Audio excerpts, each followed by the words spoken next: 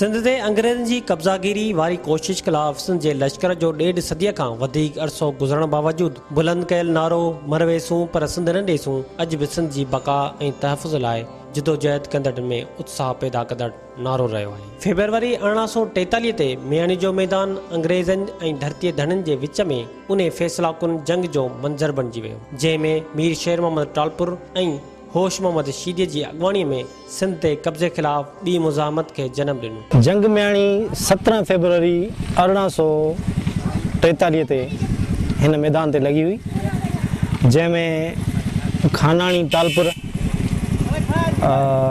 मरी बलोच, रिंद, लगारी ऐं चांग कबीले जा माण्हू हिन में विढ़िया हुआ ऐं मुख़्तलिफ़ किताबनि जे हवाले सां हिन में तक़रीबन 15,000 टालपुरनि जो लश्कर हो, जॾहिं त अंग्रेज़नि वटि सिर्फ़ु 2,700 सिपाही हुआ, पर उहे 2,700 सिपाही जदीद हथियारनि सां लैस हुआ। जनरल आउट्रम ऐं चार्ल्स नेपियर जी जेका स्ट्रेटजी हुई उहा इहा हुई त जेके टालपुर लश्कर जा जेके माण्हू हुआ उहे पंहिंजी डिफेंस पोजीशन छॾे ऐं ॿाहिरि अचनि ऐं पोइ उन्हनि खे शूट कजे। पर बदकिस्मतीअ सां अॼु सिंध जे उन मुज़ाहमती सिपाहियुनि जी मियाणीअ जे मैदान ते का बि निशानी ऐं नालो नथो मिले, जेके हज़ारनि जे अंग में सिंध जे लाइ विढ़ंदे शहीद थिया। अंग्रेज़ पंहिंजी माज वयल फ़ौजियुनि जूं इज्तमाही क़बरूं ठाहे संदनि नालनि ऐं ॾिनल उहिदनि जूं तख़्तियूं लॻाए उन्हनि अंग्रेज़ फ़ौजियुनि जे नालनि खे तारीख़ जो हिसो बणाए विया, जेका हिकु इज्तमाही क़बर मियाणीअ जे मैदान ऐं ॿी दुबई जे मैदान ते मिले थी। असांजी ॻोठ जे पासे में ई यादगार आहे जंहिंखे असां ॾेवरी सॾींदा आहियूं। ॾेवरी जे नाले सां मशहूरु आहे।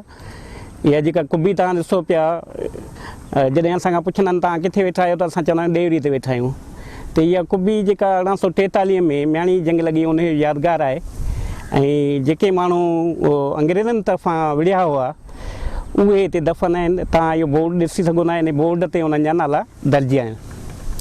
त हीअ 1843 वारी मियाणी वारी जंग आहे जंहिंजे बारे में असां तव्हांखे ॿुधायूं पिया। पर सिंध जे उन्हनि हज़ारनि सिपाहियुनि जे हवाले सां मियाणी या दुबई जे मैदान ते का बि निशानी नथी मिले, न ई वरी बाद में का अहिड़ी तहक़ीक़ थी आहे। उहे हज़ारे सिपाही अॼु अणॼातल सम्झा वञनि पिया। तारीख़ में लिखियो वञे थो त मियाणी जी जंग में 5,000 खां वधीक सिंध जा सिपाही शहीद थिया हुआ। हीउ उहे मियाणीअ जो तारीख़ी मैदान आहे जिते सिंध जे फ़ौजियुनि वतन जी आज़ादीअ जो झंडो बुलंद कंदे अंग्रेज़ साम्राज सां तारीख़ी टक्कर खाधो, जिते अॼु बि उन जंग में शहीद थींदड़ जनरल जॉन मोहम्मद टालपुर ऐं संदनि साथियुनि जूं क़बरूं मौजूदु आहिनि। पर वॾे अफ़सोस सां चवणो पवे थो त जनरल जॉन मोहम्मद जे हवाले सां सरकारी सतह ते का बि तहक़ीक़ न थी आहे, न ई वरी उनखे सरकारी सतह ते यादि कयो वञे थो। असल में हिन जंग खे 177 साल गुज़री चुका आहिनि, माना 1 सदी ऐं 77 साल।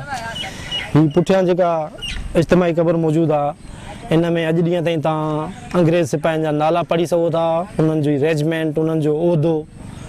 ऐं हीअ 51 फुट हमचोरस हिकिड़ो थलो ठहियलु आहे जंहिं ते हीअ 150 फुट खनि ऊची ॾेवरी ठहियलु आहे, जेके हितां मक़ामी माण्हू हुनखे ॾेवरी चवनि था। हीअ बेसिकली इज्तमाही क़बर आहे, पर हीअ अॼु ॾींहं ताईं बि क़ाबिल दीद आहे। मीर जान मोहम्मद टालपुर खां सवाइ ॿिए कंहिं बि वेड़ कंदड़ शहीद जो को नालो कंहिं बि लिस्ट में ई कोन्हे को, बल्कि उहो क़ब्रिस्तान ई ख़तमु थी वियो आहे। हींअर जेको क़ब्रिस्तान आहे उहो 250 फुट हमचोरस वञी टुकड़ो बचियो आहे, जंहिंमें बि जेको आहे सो हाणे नई तदफ़ीन बि हिकिड़ी थी आहे ऐं उन 14 बनियूं आहिनि ऐं क़बरूं जेके आहिनि सभु मैसाजी चुकियूं आहिनि। का बि क़बर ते को बि नालो निशान कोन्हे। मियाणी जा जेके शहीद आहिनि, ख़ासि तौर ते उते जो जेको जंग जो जेको सालार हो मीर जान मोहम्मद टालपुर साहब, जंहिंजी उते मज़ार आहे, उते उहो कतबो बि लॻल आहे। पर जेको आहे सो अफ़सोस इन ॻाल्हि जो आहे त उन मज़ार ऐं उन क़ब्रिस्तान में वञण जे लाइ असांखे तमामु घणी तकलीफ़ दरपेश आई, छो त उते का बि सफ़ाई वग़ैरह थियल कान्हे, जॾहिं त उते शहीदनि जूं क़बरूं आहिनि जेके अंग्रेज़नि सां विढ़ंदे सिंध जे लाइ शहीद थिया हुआ। मियाणी जे मैदान में शहीद थींदड़नि जो क़ब्रिस्तान बि उते मौजूदु आहे, पर उन क़ब्रिस्तान ते बि हाणे कब्ज़ो थी चुको आहे। उते समूरियूं पुराणियूं क़बरूं ख़तम थी चुकियूं आहिनि ऐं उन जे मथां नयूं क़बरूं नज़र अचनि थियूं। उन ई क़ब्रिस्तान जे पासे खां हिकु मीरनि जी मस्जिद बि मौजूदु आहे, जेका पिणु ज़ुबून हालत में आहे। उते जा मक़ामी रवायसी जो चवणु आहे त हिते हिकु तारीख़ी खूब हूंदो हो, जेको मियाणी जे जंग दौरान सिंधी फ़ौजियुनि जे पीअण जे पाणी जे लाइ इस्तेमालु थियो। आउं सम्झां थो त फौरी तौर तवजह ॾियण जी ज़रूरत आहे ऐं हिन खे सुहिणे नमूने सां जेको आहे सो तामीर कराइजे त हीअ जेको असांजी देवरी या कुबी आहे त इहा महफ़ूज़ रहे ऐं हीअ हिकिड़ो यादगार बि आहे, हिकु तारीख़ी हैसियत रखंदड़ शइ आहे। अहिड़े ई तरीक़े सां जॾहिं तव्हां मीरनि जी मस्जिद उहा 1243 में ठही आहे, उन जी हालत ज़ुबून आहे। उन में तव्हां ॾिसंदव त एॾो झंग हो अॻु में जंहिंजी का हद कोन्हे। जॾहिं असां चयो झंग साफ़ु करायो त हुननि मां गई सभु वण ई वढाए छॾिया। झंग साफ़ु करायो वण, ऐं उते हिकिड़ो तारीख़ी खूह हुओ उन सां गॾु, जेको हिन वक़्तु तव्हांखे मौजूदु न आहे ॾिसण में ईंदो। उहो खूह हूंदो त उहो झंग अची वेंदो त को लटिजी वेंदो हो, त इहो सम्झ में ईंदो केरु हिन में किरी न पवे। त असां चयो त हिन खूह खे ढक ॾियारियो, त हुननि मां गई खूह खे ई लटाए छॾियो। त उहा तारीख़ी हिकिड़ी शइ उहा बि हिन वक़्तु गुम आहे। अंग्रेज़नि सां जेका जंग जी शुरूआत आहे जनरल जानमल टालपुर जी आहे।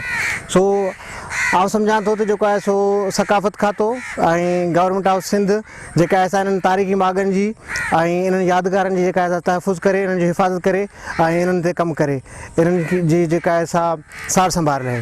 ज़रूरत उन ॻाल्हि जी आहे त जंहिं जॻह ते सिंध जी बचा लाइ वणंदड़ सूर्यनि जा कंध किरंदा रहिया ऐं रत जा दरिया ठहिया, उन तारीख़ी जाइ ते ख़ासि ध्यानु ॾेई मियाणी जी जंग बाबति सरकारी सतह ते अञा वधीक तहक़ीक़ कराए उन रहिजी वियल आसारनि खे बचाइण जी कोशिश कई वञे। कैमरामैन हुज़ूर बख़्श सां गॾु हसीब लतीफ़ी, अवामी आवाज़ TV, हैदराबाद। विज़िट कयो अवामी आवाज़ मीडिया ग्रुप जी वेबसाइट awamiawaz.pk।